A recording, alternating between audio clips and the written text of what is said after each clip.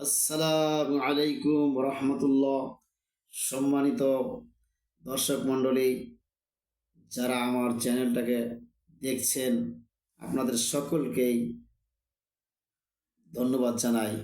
আপনারা যারা সাবস্ক্রাইব করেন নাই, আপনারা আমার চ্যানেলটাকে সাবস্ক্রাইব করবেন, লাইক করবেন, একটা কমেন্ট করবেন, আর মতামত জানাবেন কমেন্টে যে কেমন লাগলো।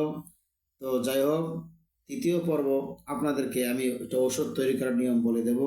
সেটা হচ্ছে, ধাতু দুর্বল্য যাদের বীর্য পাতলা হয়ে গেছে, স্ত্রীর কাছে বেশি সময় থাকতে পারে না এবং স্ত্রীর কাছে যাওয়ার আগে বীর্যপাত হয়ে যায়, এই সমস্ত যুবকদের জন্য একটা গুরুত্বপূর্ণ একটা ঔষধ আমি আপনাদের সামনে পেশ করব।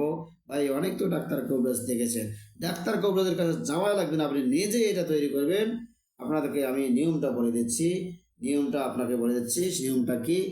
সন্ধ্যার সময় 3 তোলা পরিমাণ ছোলা বুট ভিজাইয়া রাখবেন প্রত্যেক রাতে।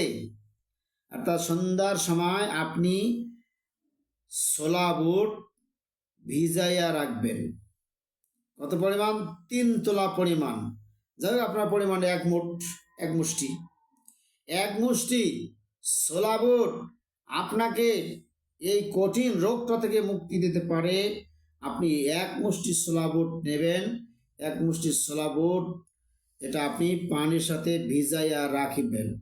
সকালবেলা খালি পেটে ওই কাঁচা বুটগুলি চিবাইয়া খাইবে। একাধারে অন্তত 1 মাস খেতে হবে। তাহলে 1 মাস আপনি যদি খাইতে পারেন, দেখবেন আপনার পাতলা ধাতু ঘন হয়ে আপনার ধাতু দুর্বল্য রোগ থেকে আপনি মুক্তি পেয়েছেন। ইনশাল্লাহ খুবই একটা গুরুত্বপূর্ণ, একটা পাওয়ারফুল একটা এই টোটকা চিকিৎসাটা। আপনি খাবেন শুধু ছোলা বুট, সন্ধ্যার সময় ভেজে রাখবেন।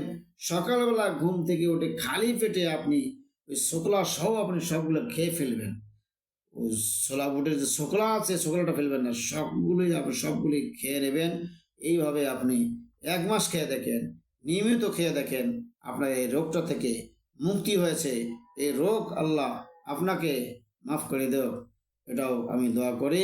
এই রোগ থেকে আপনি মুক্তি পান, আল্লাহ আপনার গ্রহণ করুক। সকলেই চ্যানেলটাকে সাবস্ক্রাইব করবেন, যারা করেন নাই করবেন, যারা সাবস্ক্রাইব করছেন তারা লাইক করবেন, কমেন্টে মতামত জানাবেন। ইনশাল্লাহ